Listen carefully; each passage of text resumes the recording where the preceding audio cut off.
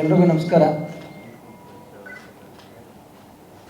ರಾಜ್ಯದ ನಮ್ಮೆಲ್ಲರ ಯುವ ನೇತಾರರು,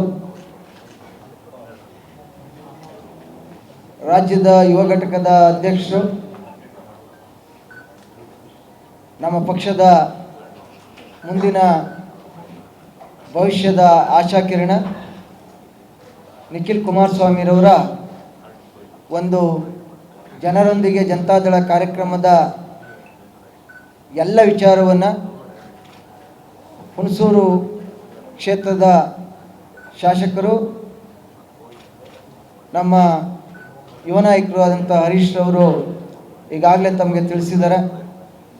ಈ ಸಂದರ್ಭದಲ್ಲಿ 18ನೇ ತಾರೀಕು ಬೆಳಗ್ಗೆ 11 ಗಂಟೆಗೆ ಮಾಜಿ ಶಾಸಕರು, ನಮ್ಮ ಪ್ರಚಾರ ಸಮಿತಿಯ ಸದಸ್ಯರು ಆದಂತಹ ಮಾದೇವಣ್ಣರವರ ನೇತೃತ್ವದಲ್ಲಿ ಪಿರಿಯಾಪಟ್ಟಣದಲ್ಲಿ ಎಲ್ಲ ಪ್ರಮುಖರ ಕಾರ್ಯಕರ್ತರ ಸಭೆ ಪ್ರಾರಂಭ ಆಗುತ್ತೆ.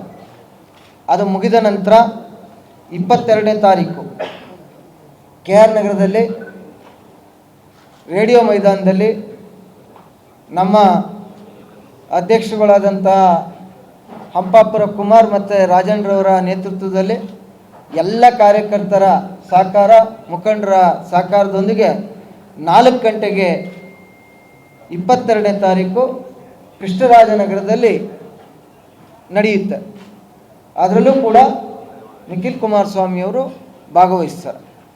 ಹಾಗೆ 24ನೇ ತಾರೀಕು ನಮ್ಮ ಯುವ ನಾಯಕರು, ನೂತನ ಜಿಲ್ಲಾಧ್ಯಕ್ಷರು, ಮಾಜಿ ಶಾಸಕರು ಆದಂತಹ ನಮ್ಮ ಅಶ್ವಿನ್ ಕುಮಾರ್ ಅವರ ನೇತೃತ್ವದಲ್ಲಿ ಸಂಜೆ 4 ಗಂಟೆಗೆ ಬನ್ನೂರಿನಲ್ಲಿ ಅವರ ಅಧ್ಯಕ್ಷರ ನೇತೃತ್ವದಲ್ಲಿ ನಮ್ಮ ನಿಖಿಲ್ ಕುಮಾರಸ್ವಾಮಿರವರು ಬಂದು ಉದ್ಘಾಟನೆಯನ್ನು ಮಾಡಲಿದ್ದಾರೆ.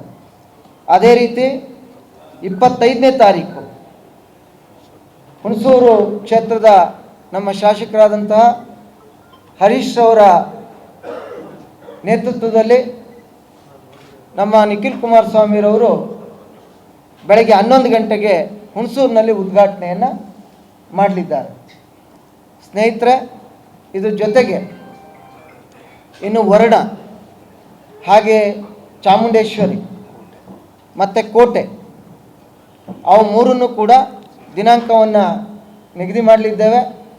ಈಗ ನೂತನ ಅಧ್ಯಕ್ಷರು ಅಶ್ವಿನ್ ಮತ್ತು ನಗರಾಧ್ಯಕ್ಷರು ಮಂಜುನಾಥ್ರವರು, ಇವರಿಬ್ಬರ ನೇತೃತ್ವದಲ್ಲಿ ಇಡೀ ಜಿಲ್ಲೆಯಲ್ಲಿ ಹೊಸದಾಗಿ ಕುಮಾರಣ್ಣರವರ ಆದೇಶದ ಅನ್ವಯ ಹೊಸ ಘಟಕವನ್ನು ಪ್ರಾರಂಭ ಮಾಡ್ತಾರೆ. ಅದಾದ ನಂತರ ಎಲ್ಲ ತಾಲೂಕಿನ ಅಧ್ಯಕ್ಷರುಗಳು ಎಲ್ಲಿ ಸಾಧ್ಯತೆ ಇದೆ ಅದನ್ನು ಬದಲಾವಣೆಯನ್ನು ಮಾಡ್ತಾರೆ.